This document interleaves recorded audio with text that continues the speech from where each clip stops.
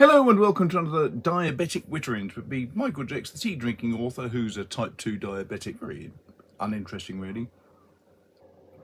Right, so what today? I thought today it would be useful just to give you a little bit of an update on the way that the NHS deals with things, because it's very confusing. So I'm type 2 diabetic. Just to give you a little bit of background to this, in case you're interested, I was tested 2.5 years ago for blood sugars, and on the scale you've got the HbA1c test, which measures how much blood glucose there has been in your system for the last 3 months. Don't ask me how, you can look it up on the internet, but that's what the HbA1c test is for. And when I had this test 2.5 years ago, they discovered I was quite high. Now when I say quite high, a standard person should be just about below 40 on the HbA1c test. If you're up to about 48, you're pre-diabetic, so that's when the warning signs start coming out. I was on 114, so I was way through that barrier and out the other side. So it was fairly clear I had to do something, so I went straight on to drugs. I had 4 500 milligram pills a day for a period, and I didn't want to do that, so I got a book from Michael Mosley, God bless him. Very sad loss to science and journalism, but with that book, The Fast 800, I learned a lot more about diabetes and what I should do, because the sole advice I had got from my NHS practice was that I should be, and it's a different set of measures, but I should be below 8.5 on a standard finger prick test. You try saying that in a hurry. Now I've got this wonderful Agamatrix machine now, which is a superb. I really can't praise these things enough, because everything comes in this neat little wallet. This is the device that tests your blood. These are the test strips. That's the stabbing machine, and over here I've got some alcohol wipes, but mostly it's full of lancets to stab yourself. Really joyous thing to do. This is a test solution, so you can make sure that it's working properly. So all good. This is a new one that I bought myself because it's Bluetooth connected to my phone, and that means I can track how I'm doing. But the only advice I got from the NHS when I went into the practice was that I should be testing my blood sugars an hour and a half after a meal, and if it was over 8.5, that was a cause for concern. It should be below 8.5. So I started stabbing myself regularly. But now the policy seems to have changed, because what happened was that I was on these 2 drugs twice a day, that was, and after reading Michael Mosley's book, I managed to get that right down to below 48 in the first 3 months. And so the doctor said, well, that's not bad. And I said, well, should I reduce my medication by 1 pill a week? And he said, no, halve it. So I halved it. Another 3 months I went back and had another HbA1c, and I was below 40. So I was technically no longer diabetic. And how I did that was purely and simply following Michael Mosley's advice, which was cut back on all the carbohydrates.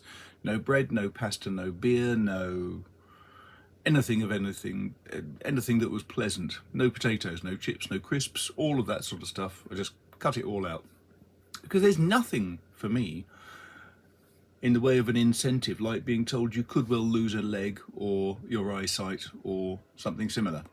So I cut it all out.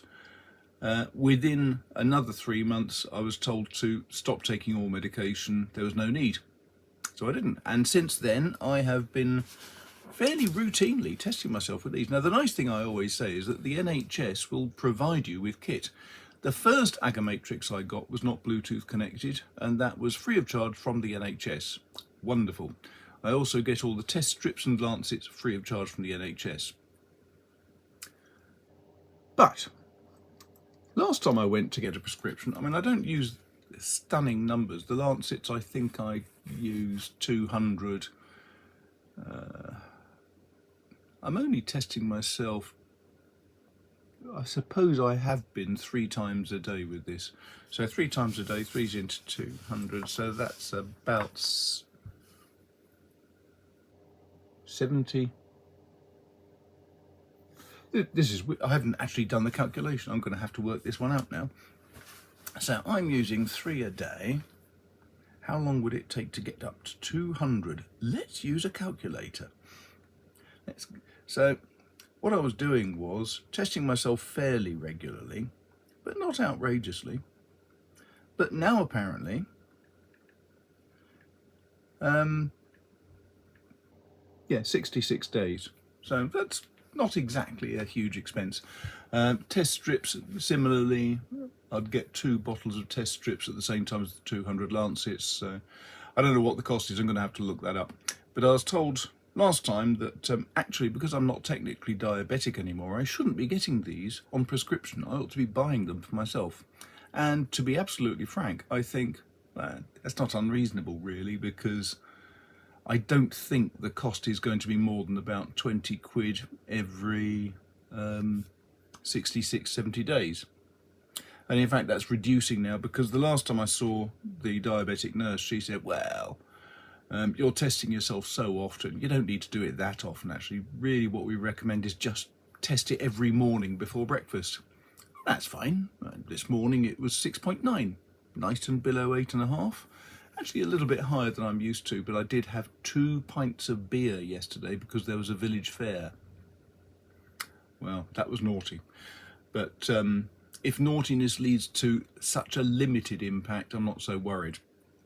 So why am I talking today about these things? Well, it's just because it strikes me as weird. And at the end of the day, the people who need to be testing, who need to know where they're sitting on the blood glucose strata of measurements, those are the people who need to know what their bloods are doing. And not just first thing in the morning, actually they need to know through the day, an hour and a half after every meal, what their blood sugars are doing. Are their blood sugars reduced down below 8.5? Are they a bit higher than that? If so, what was it they just ate? How much of it did they eat? And what sort of impact is it having? Now, I've given up potatoes as an example, and I've moved on to Swedes and celeriac. Celeriac or Swede mash is delicious. Celeriac chips are really, really good, especially if you fry them in lashings of butter.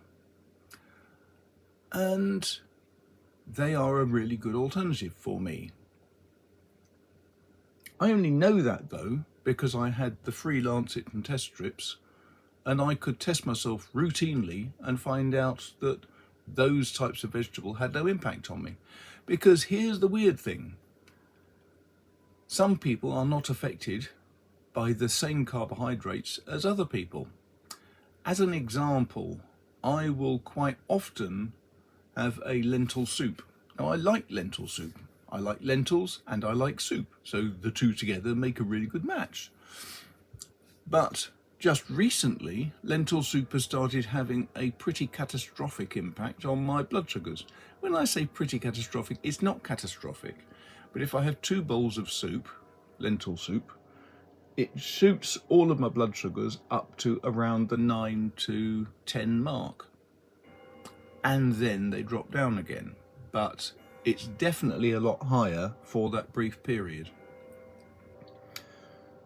So people like me do need to keep constantly monitoring, and yes, not every single meal now.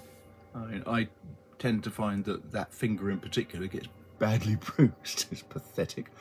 Tiny little lancet that's only 0.2 of a millimetre thick, and it hurts. Like, there's some times when you stab yourself and you hardly feel it. It's just a little, that was all right.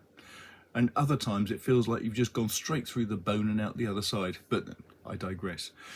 I mean, the main thing, as far as I'm concerned, is that anybody who's got diabetes or who has been diagnosed as pre-diabetic needs to take more account of what they're eating and how that food affects their blood sugars. Because let's just return and think about this.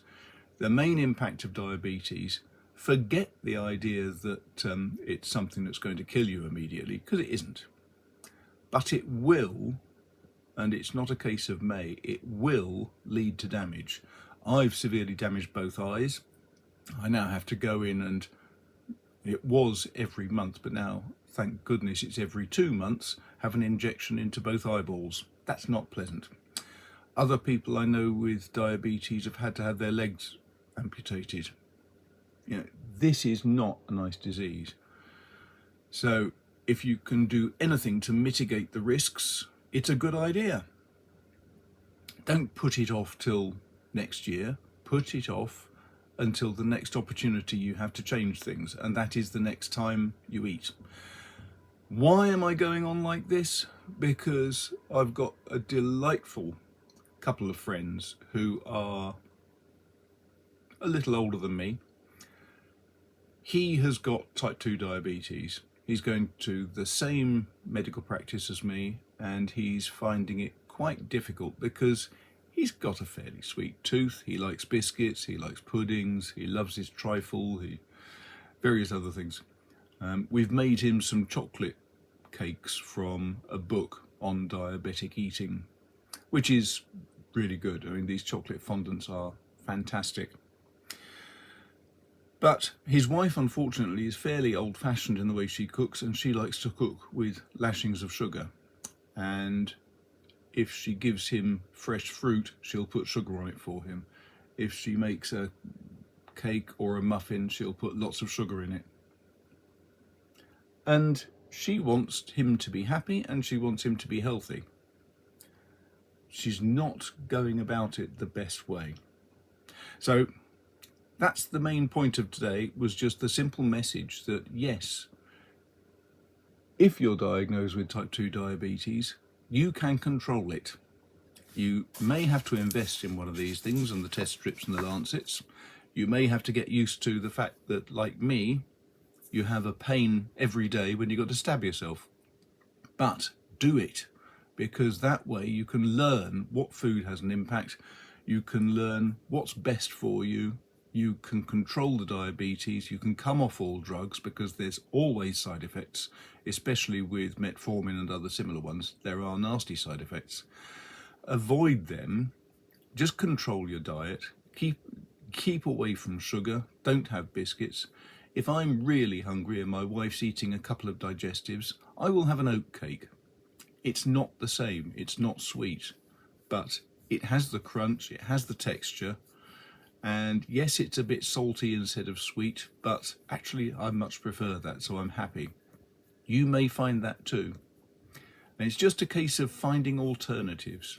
I mean, the biggest difficulty for me still is when I'm going away and I want some food. A sandwich is a really convenient package, but now I'm learning that things like celery with cheese and some leaves and some radishes and other things like that fill me up adequately. More on food at a different time, I think.